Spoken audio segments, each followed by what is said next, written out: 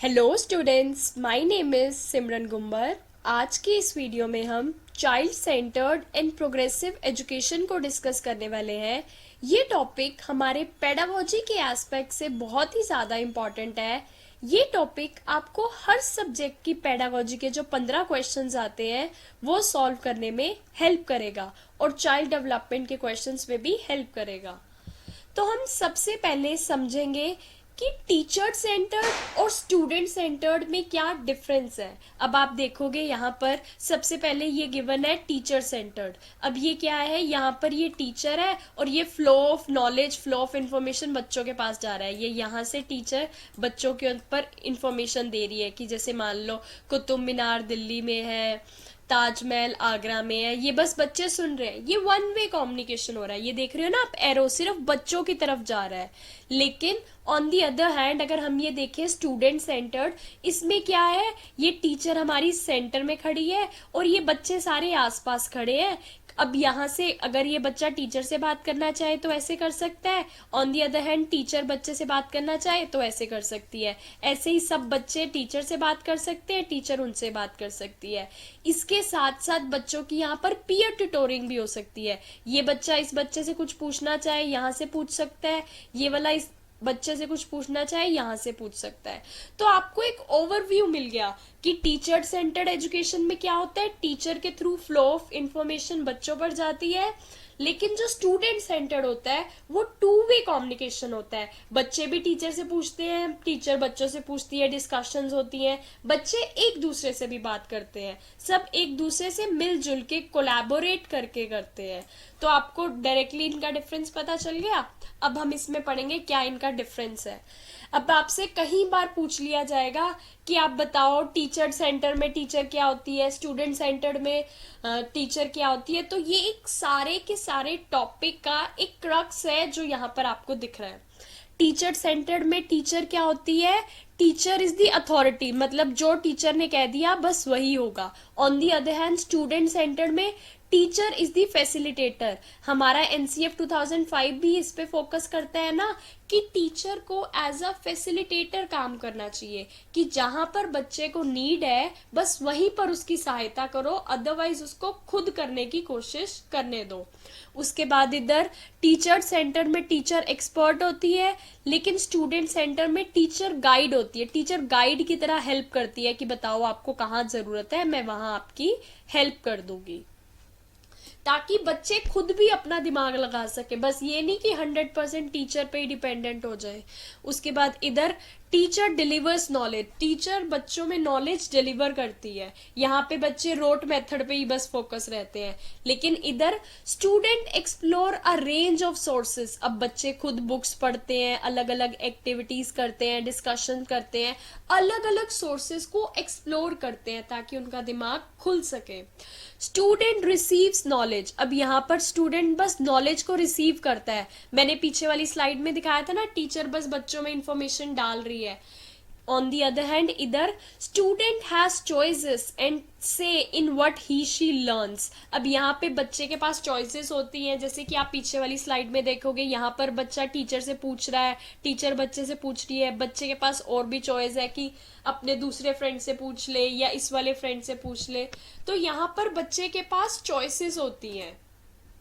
उसके बाद इधर रिजिड रोज ऑफ डेस्क। अब यहाँ पर डेस्क ना बंधे हुए हैं कि यार सामने टीचर खड़ी है, ये पहली लाइन, दूसरी लाइन, तीसरी लाइन, बच्चे यहीं बैठेंगे।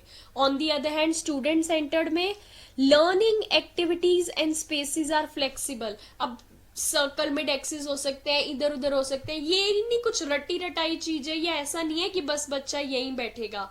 जैसे भी स्पेस या लर्निंग एक्टिविटीज आपको कन्वीनियंट है, फ्लेक्सिबल है, और आप वहां पर इसको यूज कर सकते हो।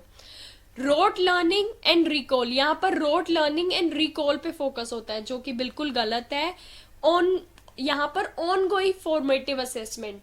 फॉर्मेटिव असेसमेंट क्या होता है, टॉपिक के साथ साथ अब बच्चों की दिमाग को, कि उनको कॉन्सेप्ट कितना समझ आ रहा है उसको जज कर लेते हो। बीच बीच में एक्टिविटीज और क्वेश्चंस के थ्रू आप एक्टिविटीज करवाओगे तो आपको पता चल जाएगा बच्चे को कितना समझ आया है, कितना नहीं। अगर नहीं आया तो आप फीडबैक दे सकते हो, रेमेडियल टीचिंग साथ ही साथ दे सकते हो। Focus on testing and grades, यहाँ पर टेस्टिंग और ग्रेड्स पे फोकस होता है जो कि गलत है। पावर एंड कंट्रोल, बस सारा का सारा पावर और कंट्रोल टीचर के पास होता है। On the other hand student centred पे ट्रस्ट एंड ओपननेस, बच्चे को ओपन होने का मौका दिया जाता है, ट्रस्ट होता है कि हाँ तू कर, तू क्या करना चाहता है अपने हिसाब से कर। तो अगर हम ऑल एट दी एंड एक कंक्लूडिंग स्टेटमेंट देखें तो इधर हमारे टीचर सेंटर्ड की जो जो भी क्वालिटीज या जो जो भी करेक्टरिस्टिक्स है वो स्टूडेंट सेंटर्ड में आते आते पर्सनलाइजिंग लर्निंग हो जाती है। मतलब बच्चे की नीड्स के हिसाब से ये लर्निंग पर्सनलाइज हो जाती है। अब ये टॉपिक तो हो गया आपका, मैं आपको एक और टॉपिक इसके साथ कवर करवा देती हूँ। पेडागोजी के एस्पेक्ट के हिसाब से आपसे बहुत बार क्वेश्चन पूछ लिया जाएगा कि बताओ इस पेडागोजी के हिसाब से क्या सही है। अगर टीचर सेंटर्ड और स्टूडेंट सेंटर्ड की क्वालिटीज में से आपके पास कोई भी क्वेश्चन आ जाता है तो please please please keep in mind आपको स्टूडेंट सेंटर्ड वाली क्वालिटीज को टिक करना है। ये बेस्ट है कि टीचर फैसिलिटेटर है, टीचर गाइड है, स्टूडेंट को एक्सप्लोर करने दो, स्टूडेंट को चॉइसेस दो, उसकी लर्निंग एक्टिविटीज और स्पेसेस को फ्लेक्सिबल रखो, ऑनगोइंग फॉर्मेटिव असेसमेंट करवाओ, ट्रस्ट एंड ओपननेस प्रोवाइड करो। जब आप सब चीजों को, बच्चों को ऐसी लर्निंग, ऐसे करेक्टरिस्टिक्स प्रोवाइड करोगे तो बच्चे की लर्निंग बहुत अच्छी होगी। उसके बाद नेक्स्ट अब हम समझेंगे कि चाइल्ड सेंटर्ड एजुकेशन है क्या। Child should be at the center, which means teaching learning should proceed keeping in view his abilities and needs. अब child should be the center of attraction. उसकी क्या नीड्स है, उसे क्या पढ़ाना है, उसे किस तरीके से पढ़ना अच्छा लगता है, आप इन सब चीजों पर ध्यान दो। टीचिंग लर्निंग किस हिसाब से बढ़नी चाहिए कि उसकी एबिलिटीज क्या है, उसकी नीड्स क्या है, वो किस हिसाब से आगे बढ़ने में कैपेबल है। आप मतलब सारा का सारा ध्यान बच्चे पे दो। The teacher focuses on a child's learning, not on what the teacher teaches. अब यहाँ पे टीचर का ध्यान किस चीज पे होगा, चाइल्ड की लर्निंग पे, कि चाइल्ड कैसे लर्न कर रहा है, इस पे नहीं कि टीचर क्या पढ़ा रही है, आपको चाइल्ड के ऊपर फोकस रखना है। उसके बाद the teacher must act as a guide, teacher को एक गाइड की तरह एक्ट करना है जो कि बच्चों को इनकरेज करेगी, इंस्ट्रक्ट करेगी, बच्चों की नीड्स के हिसाब से उनको स्टिमुलेट करेगी। कि आप मान लो आपको लग रहा है इस पॉइंट पे ना बच्चों को प्रेस की जरूरत है, तो आप कहोगी अरे very good, very nice, you are such an intelligent person. अब क्या होगा, बच्चा इंट्रिंसिकली मोटिवेट हो जाएगा, अंदर से मोटिवेट होगा कि यार वाओ, मैम ने मेरी तारीफ करी है, मुझे अच्छे से करना चाहिए। Because every child has different capabilities and needs. अगर आपकी पेडागोजी पे समझ अच्छी होगी, साइकोलॉजी की समझ अच्छी होगी, तो आप समझ पाओगे कि बच्चे की किस चीज में कैपेबिलिटीज हैं और आप उसे कैसे इनहांस करोगे। एक बहुत इंपॉर्टेंट क्वेश्चन अगर आपसे पेपर में पूछ लिया जाता है कि बताओ टीचर सेंटर्ड एजुकेशन अच्छी है या चाइल्ड सेंटर्ड एजुकेशन, तो आप क्या टिक करोगे, चाइल्ड सेंटर्ड एजुकेशन, क्योंकि हम यहाँ पे बच्चे पे ध्यान देते हैं ना। उसके बाद इसके और features, it makes the child learning interesting and meaningful. अब जब आप बच्चे के हिसाब से चलोगे, उसकी नीड्स पर फोकस करोगे, तो बच्चे की जो लर्निंग होगी वो इंटरेस्टिंग और मीनिंगफुल हो जाएगी। वो इंटरेस्ट लेके पढ़ेगा और उसको ज्यादा टाइम तक रिटेन रखेगा अपने दिमाग में, क्योंकि वो इंजॉय में सीखेगा। It enables the child to learn through experiences. अब बच्चे को मौका दोगे एक्सप्लोर करने का चीजों को, तो वो एक्सपीरियंसेस के थ्रू समझेगा कि क्या करना है क्या नहीं। It recognises the child's potential and utilises it effectively. अब वो बच्चे की पोटेंशियल को समझेगा और उसको इफेक्टिवली यूटिलाइज कर पाएगा। आपको पता चल गया कि ये बच्चा डांस में अच्छा है, तो आप ज्यादा से ज्यादा उसको डांस की एक्टिविटीज में इंडल्ज करवाओगे ताकि उसकी वो स्किल्स इनहैंस हो सके। तो यहाँ पर आपको पता चल जाएगा ना चाइल्ड सेंटर्ड का क्या बेनिफिट आएगा। It considers the growth of a child as a priority. अब वो बच्चे की ग्रोथ को प्रायोरिटी मानेगा कि हमें बच्चे की ग्रोथ पे फोकस करना है। इसके साथ साथ मैंने आपको जितने भी ये कैरेक्टरिस्टिक्स बताए हैं, आपको किसी भी सब्जेक्ट की 15 मार्क्स की पेडागोजी में से कोई भी लाइन आ जाएगी और पूछा जाएगा कि बताओ पेडागोजी के एस्पेक्ट पे क्या सही है क्या नहीं। तो ये जो लाइनें हैं, 7-8 लाइनें, ये बिल्कुल 200% एक्यूरेट है और ऐसी की ऐसी आपको किसी भी सब्जेक्ट की पेडागोजी में आ जाएंगी। तो आपको ये इन 8 लाइनों को बहुत अच्छे से माइंड में फिट कर लेना है करेक्टली। नेक्स्ट, अब हमारे ये चाइल्ड सेंटर्ड एजुकेशन के क्या प्रिंसिपल्स हैं, मेन किन चीजों पर फोकस करती है हमारी चाइल्ड सेंटर्ड एजुकेशन। पहले, अंडरस्टैंड चाइल्ड साइकोलॉजी। अब आपको पता होगा चाइल्ड साइकोलॉजी, मान लो आपने पियाजे की कॉग्निटिव थ्योरी पढ़ी हुई है, तो आपको पता है कि उसकी कॉग्निटिव डेवलपमेंट किस हिसाब से होती है, कब कंजर्वेशन आती है, कब इरिवर्सिबिलिटी होती है, कब वो सीरिएशन को समझ पाता है। या आपने वाइगॉट्स्की की थ्योरी पढ़ रखी है तो आपको पता है सोशल एक्सपीरियंसेस कैसे इम्पैक्ट करते हैं। तो ये सब चीजें जब आपको चाइल्ड साइकोलॉजी पता होगी तो आप अच्छी क्लासरूम टीचिंग प्रोवाइड कर पाओगे, आप अच्छी चाइल्ड सेंटर्ड एजुकेशन पे फोकस कर पाओगे। इवैल्यूएशन, अब सीबीएसई ने क्या कहा है, हमारी इवैल्यूएशन कैसी होनी चाहिए, CC base, continuous comprehensive evaluation, कि ये नहीं है आप बस साल के एंड में एक पेपर ले रहे हो, जो टॉप कर गया बस वही इंटेलिजेंट है बाकी सब नालायक है। नहीं, आपको थ्रू आउट द ईयर बच्चे को कभी फॉर्मेटिव असेसमेंट होगी, कभी फिर उसके बाद उसकी सबमेटिव असेसमेंट होगी, उसने एक्टिविटीज में कैसा परफॉर्म करा, क्या क्या उसका रोल था, वो सब चीजों को मिला जुला कर आप उसके साल में एंड में उसकी रिपोर्ट कार्ड रेडी करोगे। हैंड्स ऑन एक्टिविटीज, जितना ज्यादा से ज्यादा हो सके बच्चे को हैंड्स ऑन एक्टिविटीज करवाओ, उसको दे दो एक्टिविटीज, एक्सप्लोर करने दो। जितना ज्यादा वो एक्सप्लोर करेगा उतना ज्यादा उसका दिमाग खुलेगा। इंडिविजुअल डिफरेंसेस, आपको इंडिविजुअल डिफरेंसेस का ध्यान देना है।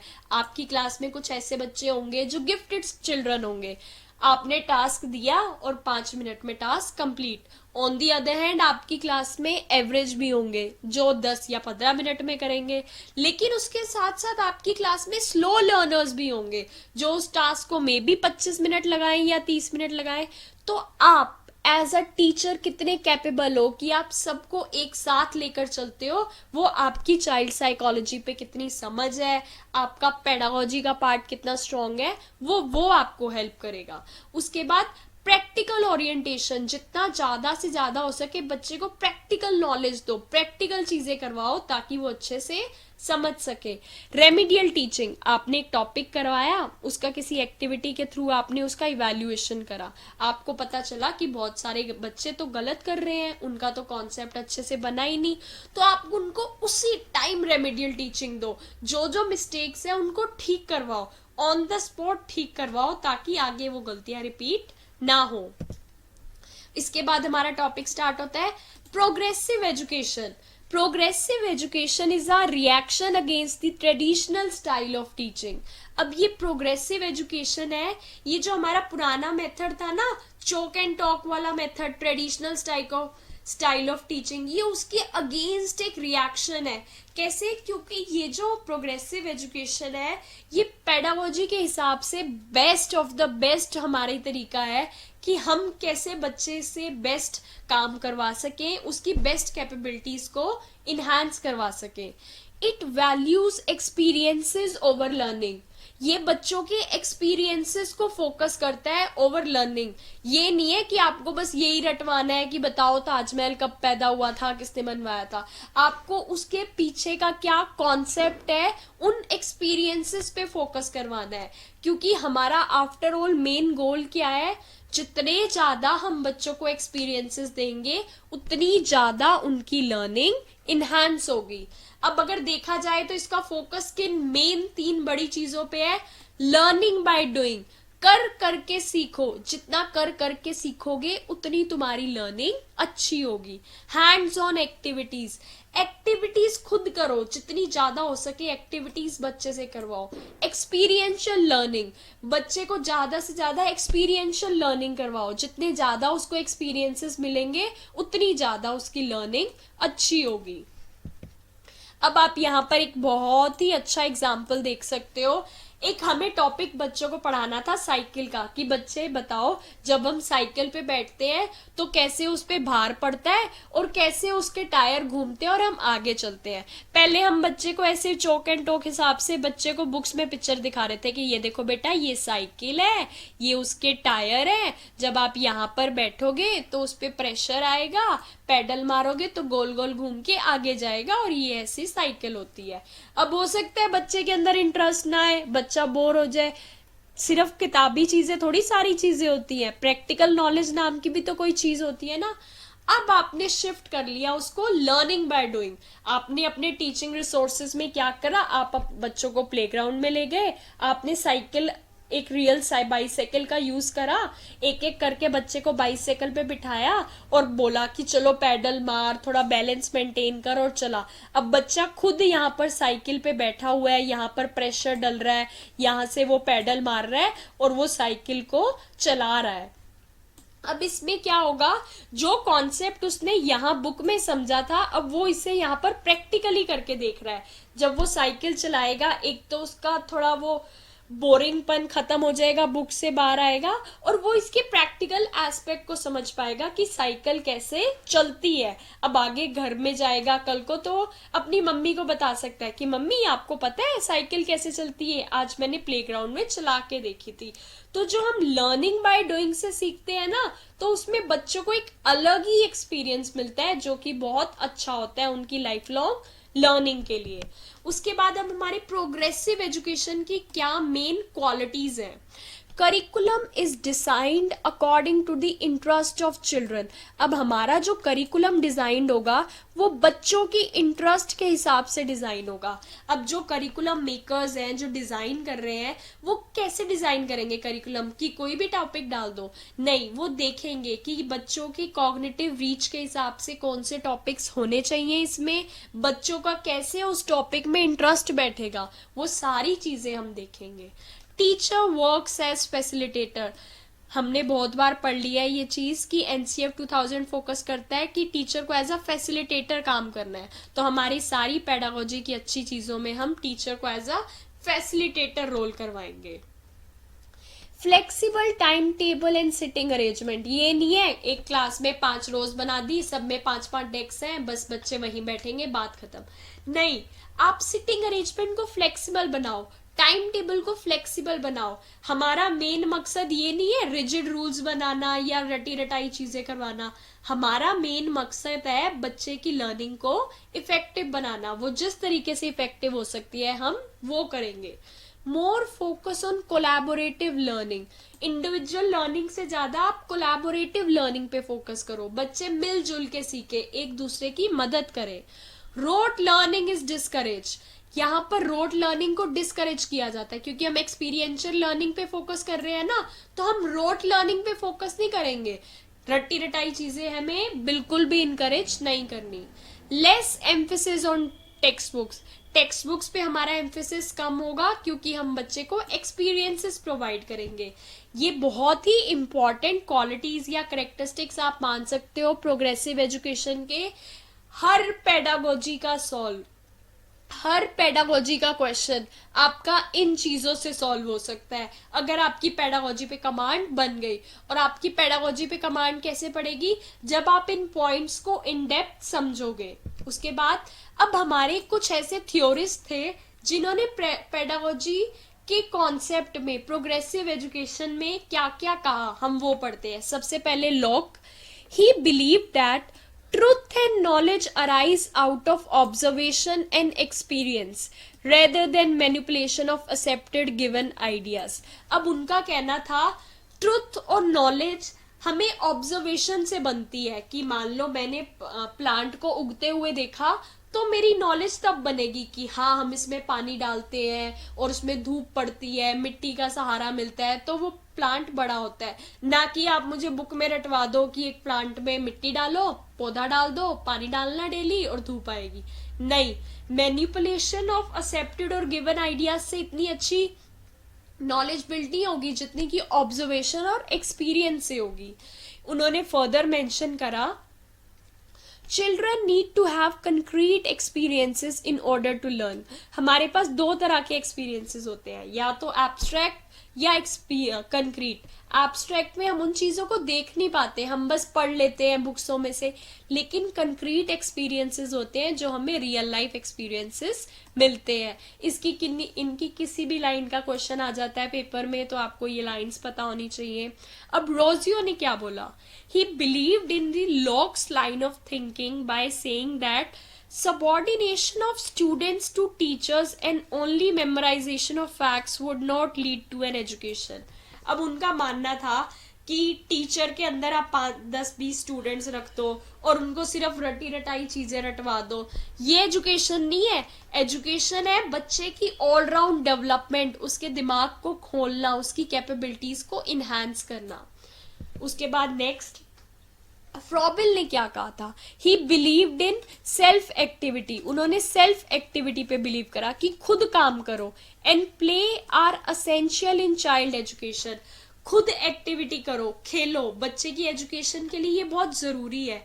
उनके हिसाब से टीचर का रोल है encourage self expression through play both individually और इन ग्रुप एक्टिविटीज। अब अपने एक्सप्रेशन को, उनके बच्चों के एक्सप्रेशन को इनकरेज करो, चाहे वो प्ले में इंडल्ज हो, ड्रामा में इंडल्ज हो, इंडिविजुअली करें या ग्रुप एक्टिविटीज में करें, उनको सेल्फ एक्सप्रेशन करना है।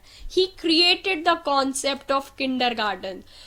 अब आपके पास कहीं भी किसी भी सब्जेक्ट में ये क्वेश्चन आ सकता है, who created the concept of kindergarten, तो आपको पता होना चाहिए फ्रॉबेल। फ्रॉबेल ने किंडरगार्टन का कॉन्सेप्ट दिया था। ये बहुत ही ज्यादा इंपॉर्टेंट है, जो कि हर बार पेपर में आ जाता है। उसके बाद हमारे जो सबसे ज्यादा प्रोग्रेसिव एजुकेशन में जिनको प्रिंसिपल मानते हैं, ज्यादा कॉन्सेप्ट्स दिए थे जिन्होंने, वो है हमारे जॉन ड्यूए। अब जॉन ड्यूए ने प्रोग्रेसिव एजुकेशन पे एक थ्योरी भी दी थी जिसके 5 एस्पेक्ट्स थे। हम वो 5 एस्पेक्ट्स समझेंगे। सबसे पहले education, it is the participation of the individual in the social consciousness of the race. अब ये एक बच्चे की पार्टिसिपेशन है कि वो इस सोशल कॉन्शियसनेस की रेस में कैसे अपने आप को इनहांस कर सकता है, बेटर हो सकता है। Next school, it must represent the current life. बच्चे की करंट लाइफ को रिप्रेजेंट करना चाहिए स्कूल को, ताकि वो स्टूडेंट की होम लाइफ को एक स्कूलिंग प्रोसेस में इनकलकेट कर सके, मिला सके, बेस्ट उससे निकाल सके। ये जॉन ड्यूस ने कहा है। Curriculum, the curriculum in school should reflect the development of humans in society. अब करिकुलम ऐसा होना चाहिए कि वो ह्यूमंस की डेवलपमेंट को इनहेंस करे, उसको शो करे। उसके बाद method of education, method of education, this must be focused on child's power and interest. अब बच्चे का हमें मेथड ऑफ एजुकेशन क्या यूज करना है, जिसमें बच्चे की पावर पे फोकस हो, उसके इंटरेस्ट पे फोकस हो। उसके बाद 5th, social progress as related to the school. Education is the fundamental method of social reconstruction of progress and reform. अब हमारा जो स्कूल है, हमें जो एजुकेशन मिलती है, ये फंडामेंटल मेथड है कि हम प्रोग्रेस करें और रिफॉर्म्स लाने में कैपेबल हों। ये बहुत ही इंपॉर्टेंट थ्योरी है जॉन ड्यू की, जिन्होंने प्रोग्रेसिव एजुकेशन पे दी है। आपको ये 5 एस्पेक्ट्स पता होने चाहिए।